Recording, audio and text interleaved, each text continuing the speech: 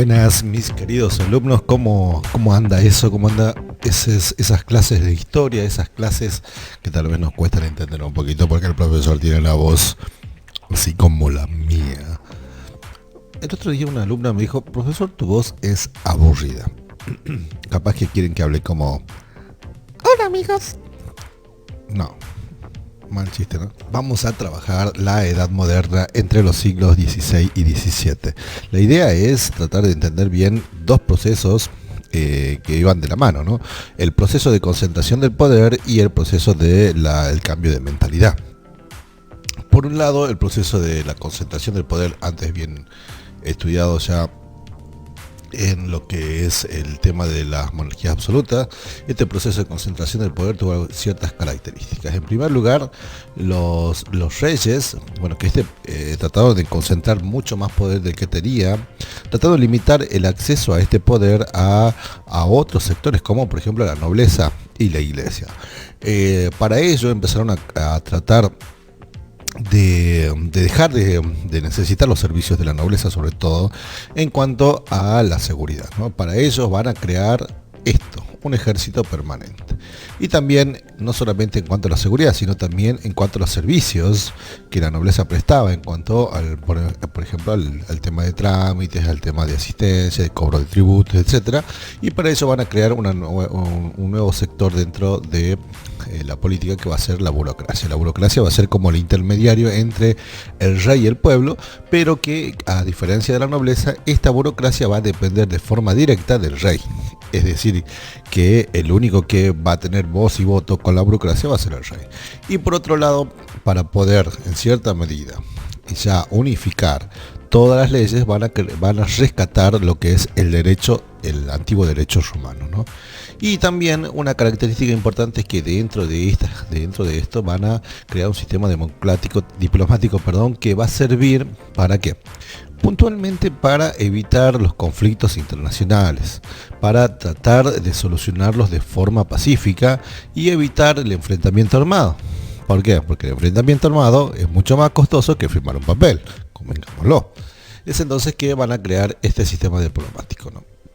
Bien, y por el otro lado, como dijimos, no solamente este tema, sino también el cambio en la mentalidad.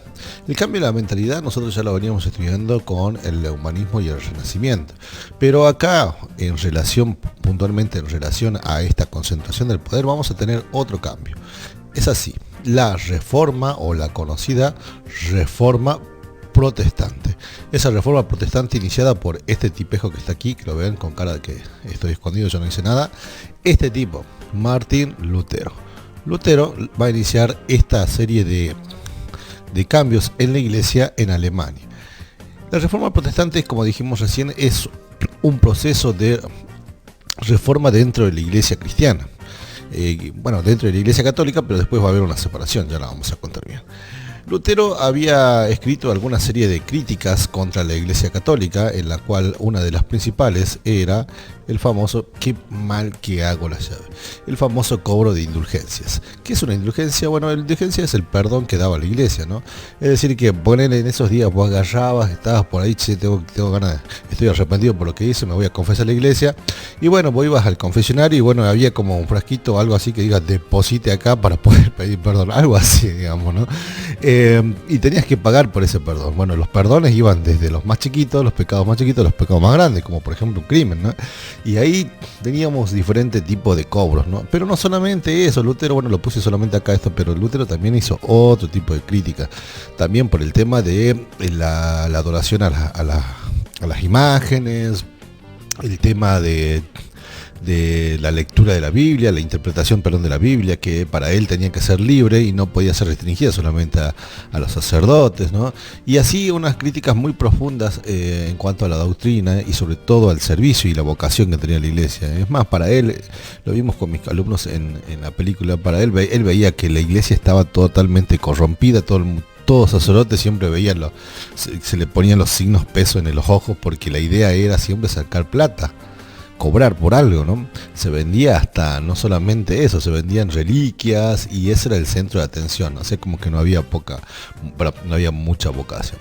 Pero esto en relación a lo que estuvimos hablando, la concentración del poder, esto va a ser tomado por la Iglesia como una actitud de desafiar al poder del Papa. Pero muchos reyes van a ser conscientes de eso y van a emprender todo este tipo de reforma, van a apoyar las ideas de Lutero. ¿Por qué? Porque también no solamente quieren limitar el poder, como dijimos, el poder de los nobles, sino también quieren limitar de cierta medida el poder de la Iglesia, ¿no? Tratar de limitar. Recuerden que el Papa está coronando a los reyes aún, ¿no? Muchos de estos reyes también van a decir, bueno, che, es hora también de liberarnos del poder del Papa, ¿no? Es así que, miren, acá tengo a alguien para presentaros, el famoso Carlos V. Él es Carlos V, el famoso, ¿no? Para mis alumnos de segundo que lo tienen ahí como que, ¿quién es Carlos V? Bueno, ¿por qué? Porque Carlos V fue uno de los emperadores más grandes de la historia. Bueno, Carlos I en España y Carlos V en el Imperio Romano Germánico. Carlos V va a enterarse de todas estas reformas que está emprendiendo Lutero. Es más, muchos de los príncipes alemanes o del Imperio Romano Germánico van a apoyar las ideas de Lutero. Entonces, pero Carlos V es el emperador. Entonces le dicen, che, pará, ¿qué están haciendo? A ver, la iglesia es la que tiene poder. ¿Qué hacen haciéndole caso a un tipo que no sabe nada? Pongámosle que dijo eso, ¿no? Entonces como que él se va a enfrentar a Lutero, va a pedir que lo entreguen a Lutero, y aquí va a salir la figura de alguien muy importante, del señor Federico el Sabio, Federico de Sajonia. Federico el Sabio es uno de los príncipes alemanes. Recordemos que en el Imperio Romano Germánico tenemos principados y que esos principados eligen un emperador.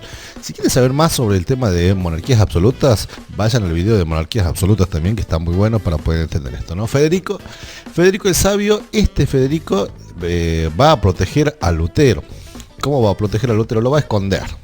Lo va a esconder por mucho tiempo y se va a parar frente al emperador y le va a decir, no, pará, nosotros creemos que Lutero tiene razón porque acá hay mucha corrupción, etcétera, y es como que no van a entregarlo a Lutero. Entonces como que los príncipes, muchos de estos príncipes, para poder desafiar al emperador, también se van a convertir al protestantismo o al luteranismo, como de que Lutero había empezado, como lo hizo el señor Federico el Sabio. Y ahí es lo interesante.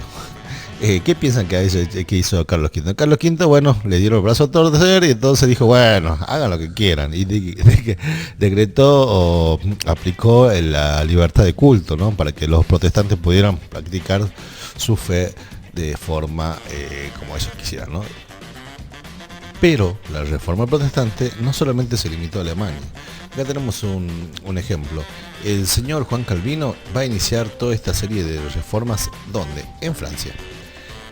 En Francia puntualmente nosotros tenemos que los franceses son como que fieles al catolicismo, ¿no? Pero lo interesante es que durante un tiempo Juan Calvino va a proponer una cosa rara, por así, o extrema para la reforma. Quiere decir que perseguir a todos aquellos que no sean protestantes o no sean reformistas.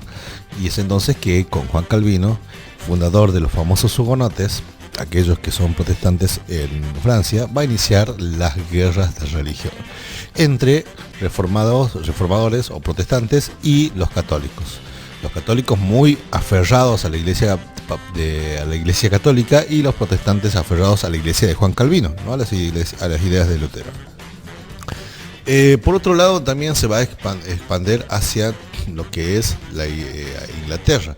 En Inglaterra tenemos a este gorrito simpático que lo ven acá, que es el señor Enrique VIII. Si me sale, qué capo.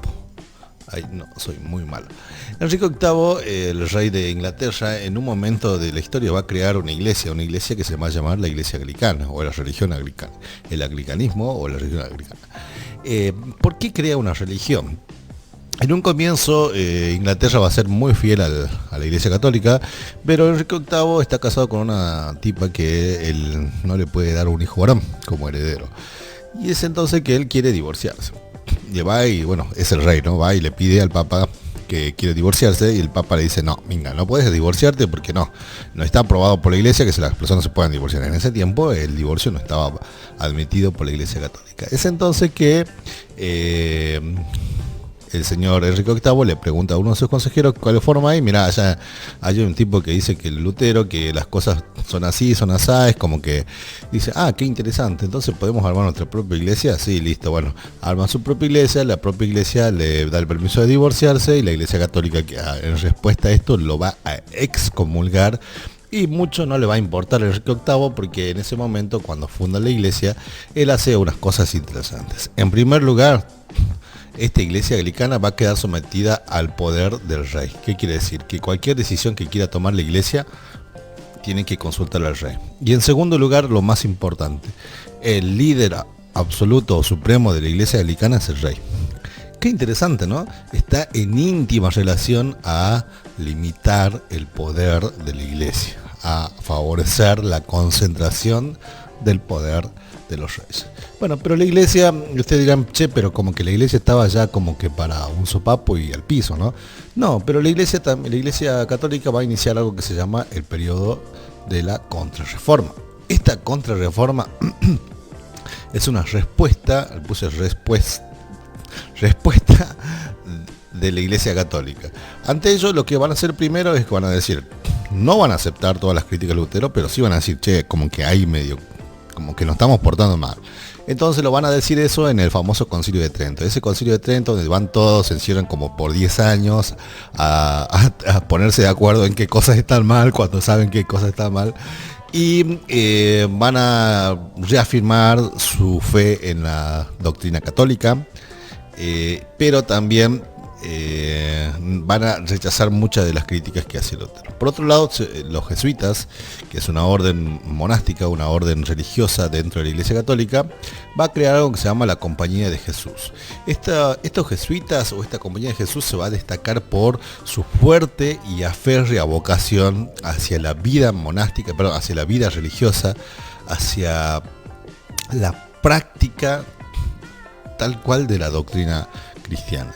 Ellos van a destacar porque ellos van a decir, no, sí se puede vivir como cristiano y ser católico. Entonces como que van a rechazar en ese sentido también las críticas de Lutero. Y por otro lado también va a crear algo que se llama el Tribunal de la Santa Inquisición.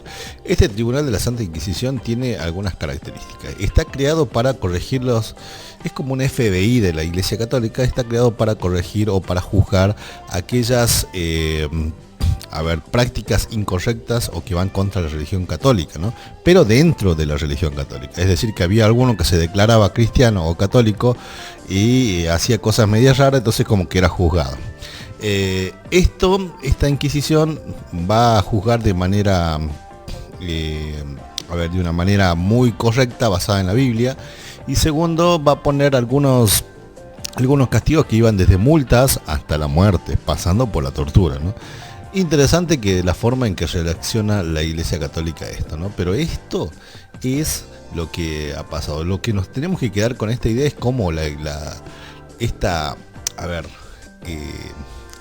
esta reforma protestante estuvo como en estrecho vínculo con lo que nosotros llamamos el proceso de concentración del poder, porque fue utilizado también como parte de ese proceso, ¿no? Así que bueno, espero que les haya gustado. Cualquier cosa que necesiten, sobre todo sobre la monarquía absoluta, van al video de monarquías absolutas y nos estamos viendo el próximo video. Cualquier duda, consulta, sugerencia o lo dejan aquí en la caja de sugerencias, le dan like y comparten el video.